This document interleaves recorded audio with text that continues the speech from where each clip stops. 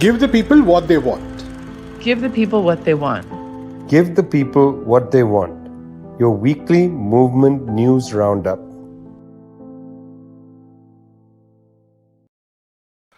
Well, it's the 6th of May, the day after the 5th of May, which is the birthday of Karl Marx, a pretty important day in the international calendar.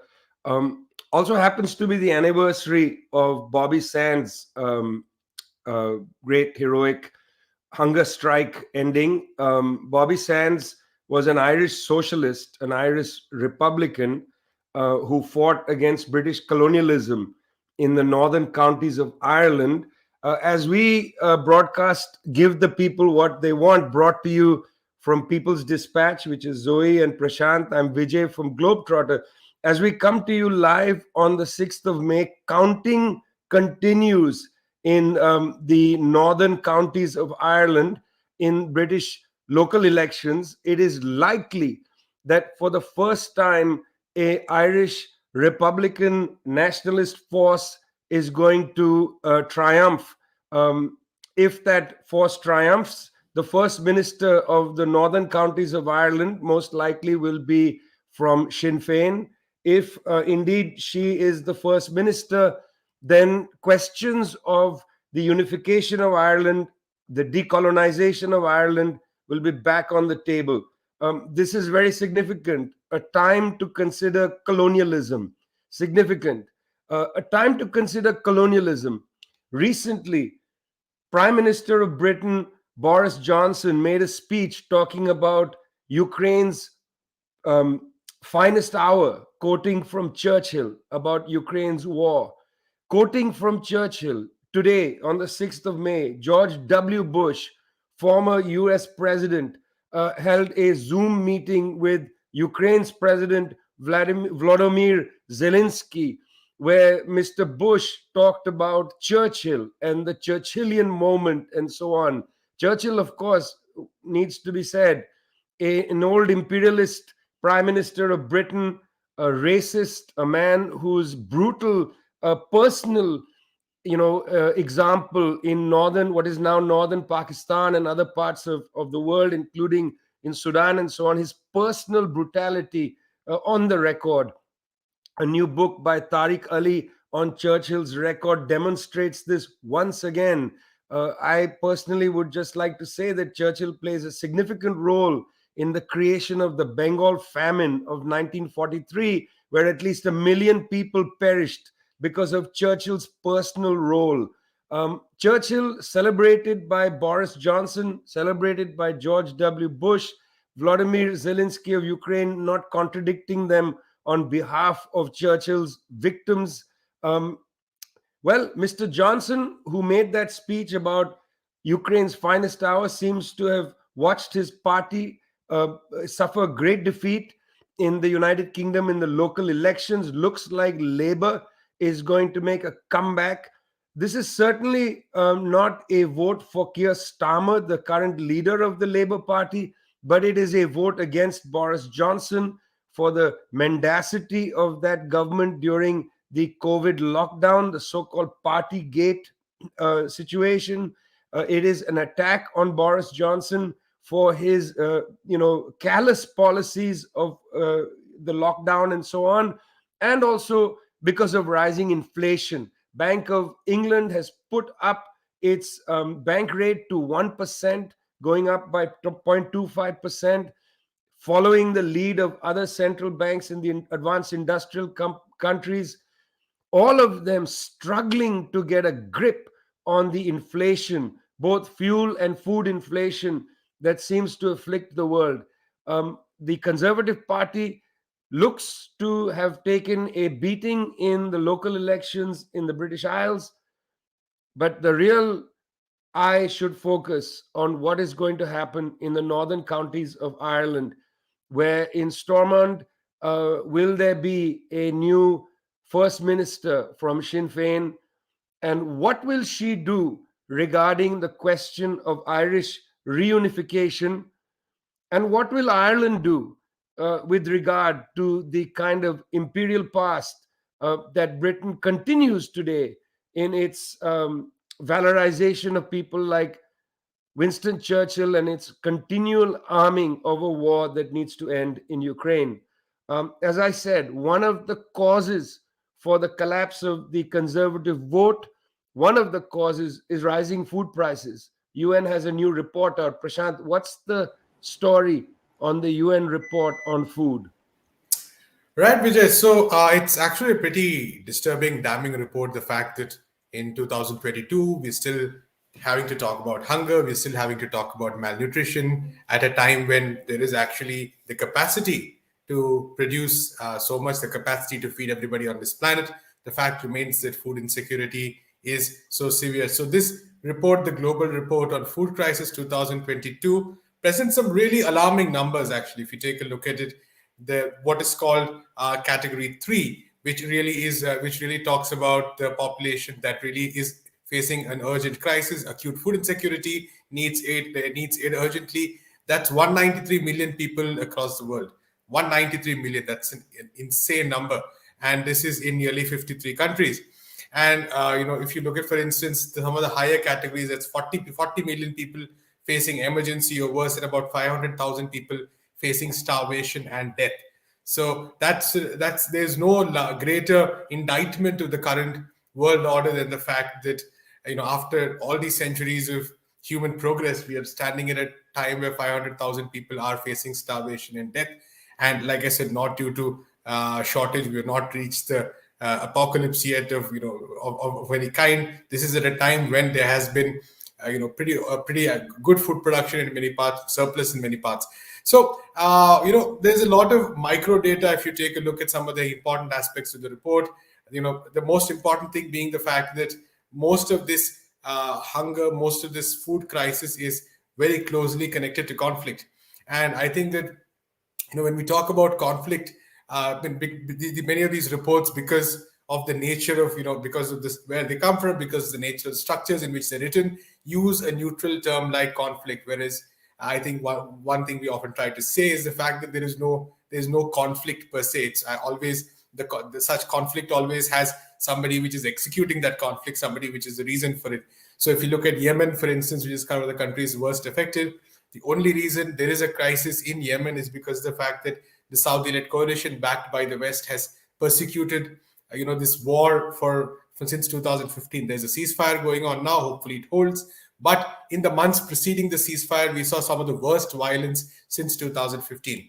And what should have been a matter between the Yemeni people, the Houthis, the two sections of the Yemeni population were fighting. That's a different matter. But there was no reason for Saudi Arabia and its allies to invade with, there are absolutely no reason at all except for imperialism, which is very clear.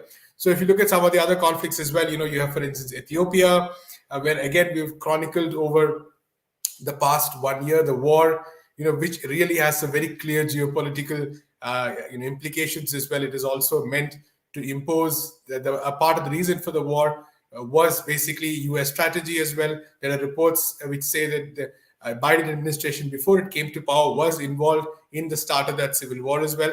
So these are, I think, questions that from these reports, these are questions that come out. That we say conflict, we talk about, for instance, refugees, the large number of refugees who are facing hunger. They are one of the most vulnerable populations in the world. But as we talked about repeatedly, where do these refugees come from? These refugees come from many of these wars of imperialism that we saw in North Africa, that we saw in West Asia. And while countries like the UK are now planning to send them to Rwanda, the fact remains that many of these refugees actually face horrible kinds of hunger as well. And the most important thing, of course, the fact that this number is definitely going to rise in 2022 because of the war. Of course, the sanctions the United States has imposed basically prevent Russia from exporting some of its important resources, including fertilizers. Russia is the biggest exporter of fertilizers. Ukraine, too, major exporter of food. So all this is going to get much worse. There is, of course, a no Cold War briefing that we talked about recently, which talks about global hunger. We've interviewed John Ross. It should be out tomorrow on exactly this issue, how the Ukraine war is going to worsen food insecurity. So even the report's predictions basically say that without taking 12 vulnerable countries into account, already about 180 million people are expected to be in that category of acute hunger in 2022. So definitely the numbers are going to increase in 2022 as well. Very alarming and unfortunate situation, but I think we need to be clear as to what are the reasons for this as well. A very important story. We'll be following it as usual. One of the obstinate facts of our time, the question of hunger. We'll be definitely following it. Zoe, you and I were in Argentina recently. You walk down the streets of Buenos Aires, you see everywhere graffiti about abortion legal. You see pictures of the green scarves which represent the legalization of abortion movement. Argentina recently had a historic victory where abortion was made legal in the legislature. Strange things taking place in the United States where it looks like the very opposite direction is being taken. The Argentinian people walking towards the legalization of abortion, which really is women's control over their lives. People in the United States seeming to go in the other direction. Tell us what's happening in the United States. Well, it is a unfortunate moment for women's rights, for reproductive rights in the United States. This week, a draft decision of the Supreme Court was leaked to press. Politico published this draft decision, which essentially shows that the Supreme Court is strongly considering essentially repealing Roe v. Wade, saying that it does not, it's the basis for Roe v. Wade, which is a due process clause and the right to privacy, does not stand. And essentially, Roe v. Wade, which is the decision by the court, which grants access to abortion across the country, would be reversed. This would be a huge setback in the United States. We've been covering at People's Dispatch the last couple of years the serious challenges posed the right to the access abortion in the country. As people may know, the United States is a federal system. The states can pass their own laws without contradicting the national jurisprudence. And so Roe v. Wade kind of stood in as an obstacle to these conservative state legislatures to be able to pass extremely aggressive legislation. So even still with Roe v. Wade, we see bills passed in Texas like SB 8, which would put a bounty on people's heads of $10,000 who even help people get an abortion. And so with the fact that the Supreme Court is now considering to revoke Roe v. Wade means that these people will have even greater ability to pass such extremely regressive legislation, may even outlaw abortion altogether. Since this draft decision was leaked, the Supreme Court justices have only released a statement condemning the fact that the decision was leaked, saying that this constitutes an extreme violation of the Supreme Court, et cetera, et cetera. No words given about Roe v. Wade itself, about their intentions regarding this. And so this has left a lot of room for speculation. Democrats are saying the only solution is to keep voting Democrats in the upcoming midterm elections. But people on the streets have a very different message. And so since this draft decision was leaked by Politico, there have been mass protests outside the Supreme Court in Washington, D.C., and in cities across the country, people have taken to the streets outside their own state legislatures to demand that the right to abortion be protected. And many people have rightfully raised that the fact that only a Supreme Court decision is what is protecting this right to abortion is extremely problematic. Since this was passed, Roe v. Wade in 1973, the Democrats essentially with this decision should have passed a law, should have codified this right to abortion in a law like they did in Argentina, that has been done in many other countries, because this means that when you have a conservative Supreme Court, they won't be able to reverse this decision. And so many people are rightfully so complaining that the Democrats have once again been unable to actually stand true to their promises. And so now you see Joe Biden making statements that he respects women's right to choose, Speaker Nancy Pelosi making similar statements, but what we're seeing in practice is that the Democrats have not actually taken the necessary steps to protect the right to abortion. And so we're seeing massive protests taking place, not only to protect Roe v. Wade, but also to demand that legislature be passed. And the Women's Health Protection Act was just voted down in the Senate. And so essentially, the message on the streets is protect women's right to abortion, pass legislation that can codify this right, and actually, take these words to account. And so we'll see continued protests in the next coming days. Unsure if this draft decision will be made final, but I think what's true is that people are going to stay on the streets, and it may spark a new moment in feminist and women's organizing in the United States. Well, one hopes so, Zoe, because it is interesting that a country that so cavalierly lectures the world about human rights is really utterly backward in the question of women's rights and the right of women to have a health care as a principal part, a complete and principal part of their daily existence. Speaking of lecturing the world, we used to hear 10 years ago, Prasanth, a lot of talk about Darfur and what's happening in Darfur. There's been great silence there. I was pretty shocked to read a story at People's Dispatch, which had a headline that actually threw me. The headline has the phrase depopulation campaign, a pretty stark headline. What's been happening in Darfur? Prasanth, the whole world seems to have forgotten Darfur, but People's Dispatch has not forgotten Darfur. Right, Vijay. So the story by our colleague Pawan, very interesting because it actually, like you said, one keeps the focus on Darfur, which is often forgotten. But I think two also tries to sort of go beyond some of the narratives which are usually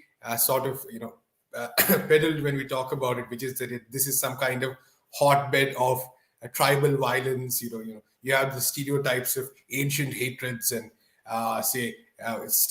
irresolvable conflicts, etc., which sort of permeate most of these stories. But actually, if you look at what happened, and we're talking about the massacres that took place over the last around 10 days of April, and the latest estimates say that around 200 people were killed and nearly 100,000 people have been displaced, and that's quite a big number.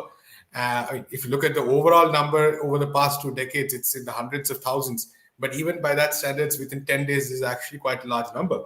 But actually, if you look at, when talking to people and getting reports from people who were there, people, who were part of various committees, part of the general organization that has been taking place in Sudan over the past couple of years, it seems that this is not some kind of active randomized violence, but actually very organized violence, which involves the rapid support forces, which is one of the most dangerous and vicious organizations in Sudan. Now, this is a militia that was made out of some of the earlier militias in the region. It is commanded by the general called Hemeti, who's one of the most important people in Sudan right now. So most reports right now, most reports on the ground pretty much actually say that this violence was perpetrated by the RSF personnel, and in a very organized fashion, bringing in a lot of equipment, bringing in a lot of personnel, very well trained personnel. And the fact that while authorities said that the Sudanese army would protect people, that actually did not happen, because there was a very minor deployment of these military personnel, and who were quickly withdrawn, giving the RSF forces a free hand. Now, we do know that the RSF itself is also infamous for the massacre it did in June 2019 in Khartoum, where so many people were killed, many instances of torture, sexual violence, etc. taking place, all of which was attributed to the RSF. And this RSF, along with some of their allies there, seem to be very much responsible for what happened in Darfur, West Darfur as well. Now, the important thing to note is that there is also the issue of resources that is taking place here. This region, very rich in resources such as gold, diamonds, etc. And Hemeti's family is closely associated with those companies which basically have the contract to actually export this gold.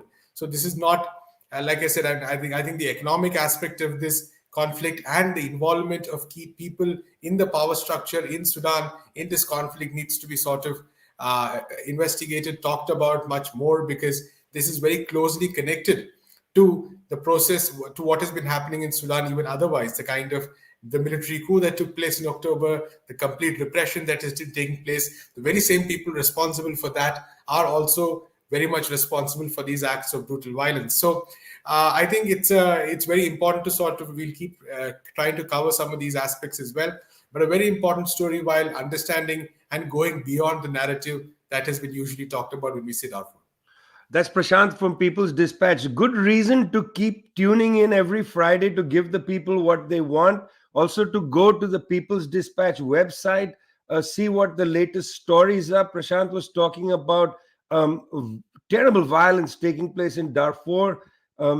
Also, of course, terrible violence, that could take place in both Colombia and Brazil, where elections are to be held in Brazil in October. Stunningly, the Central Intelligence Agency of the United States came out and said that there should be no election interference in Brazil. I was surprised to see that. I was also surprised, not so surprised actually, Zoe, to see a report about potential assassination of Gustavo Petro, who's leading the left alliance into the election in Colombia.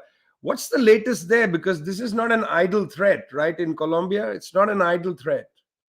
That's exactly right, Vijay. It's not an idle threat. And actually, I mean, Gustavo Petro, other left leaders are constantly receiving death threats, threats against their life, threats against the lives of their family. But the latest that was released by La Cordillera, which is a paramilitary organization, seemed to hit a little deeper, and Gustavo Petro suspended 2 campaign activities in the Eje Cafetero, which is a region in the northwest of Colombia. He has since appeared in campaign events, and in a very striking image, he's behind huge shields and security guards, because really he's received this threat, and he announced publicly that he does fear for his life. And I think this is happening in a really tense moment in Colombia. We're exactly 23 days out from the polls. This will be the first round of the presidential elections. Gustavo Petro and with his running mate, Francia Marquez, they're consistently polling in the lead of these presidential polls, might clinch a first round victory. And this is extremely worrying for Colombia's elites. We've covered it consistently on this show, on People's Dispatch. Colombia has essentially been ruled by the right-wing oligarchy for the past 60 years, and to have a progressive in office is a real threat to their interests.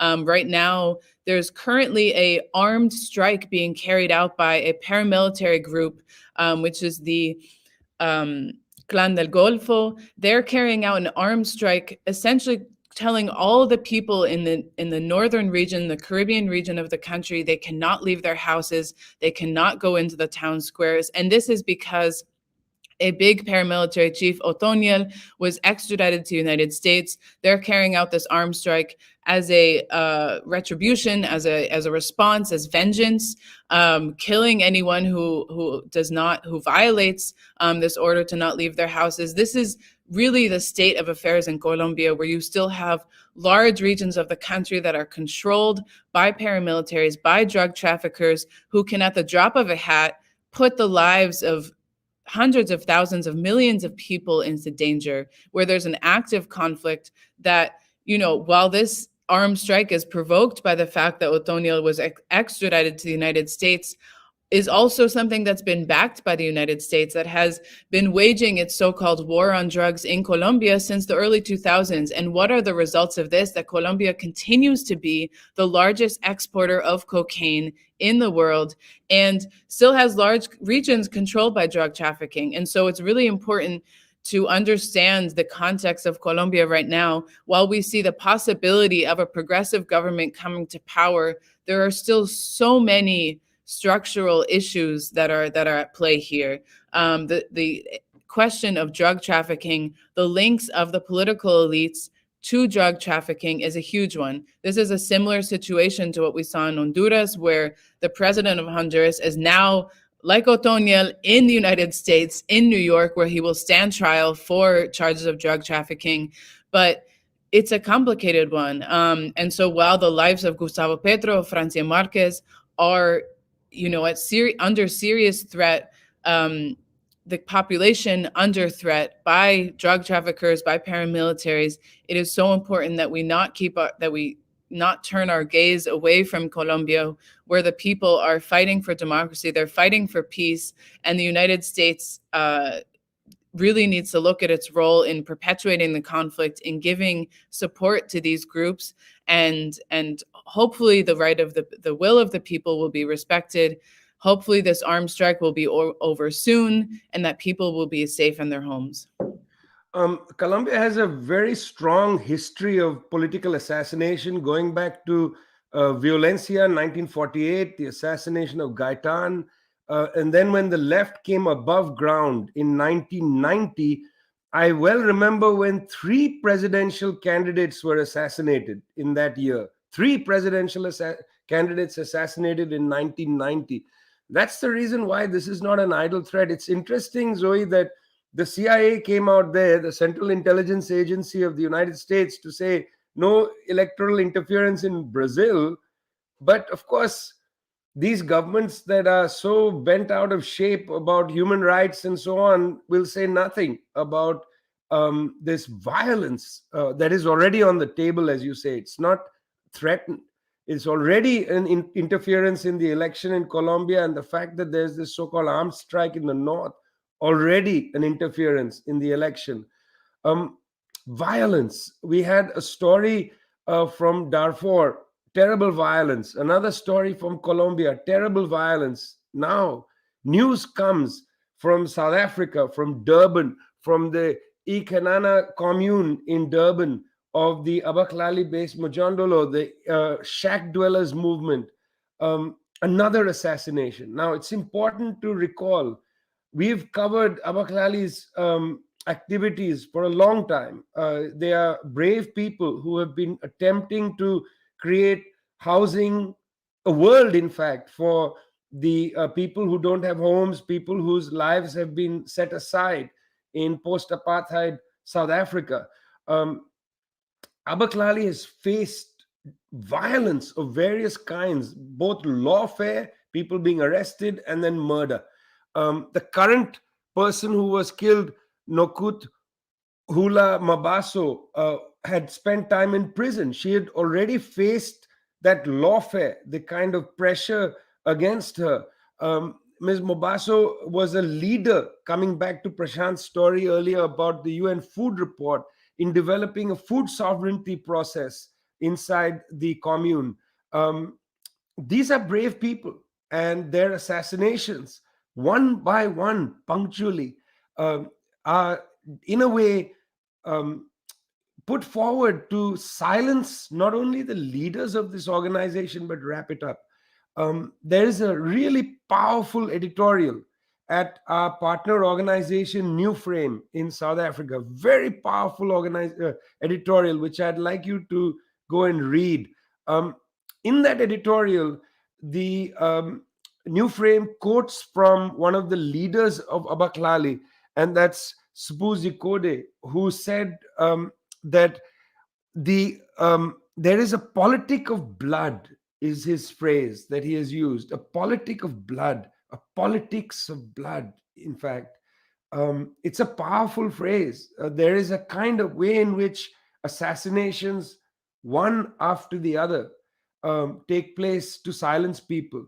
Whether this is in Colombia, where again, on a punctual basis, and I use that word punctually deliberately, every time it looks like the forces of the people might prevail, there is an assassination. Gaitan, 1948.